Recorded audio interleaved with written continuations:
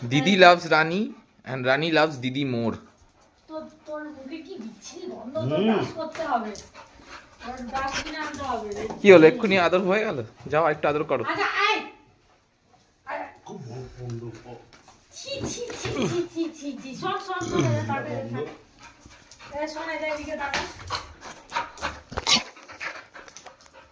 এই দিকে তাকা।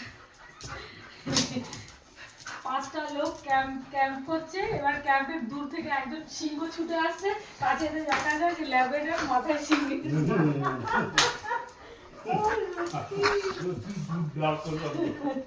হয়ে গেছে খেলা। আয় দিকে। এই, ওঠ, ওঠ। বস চুপ করে।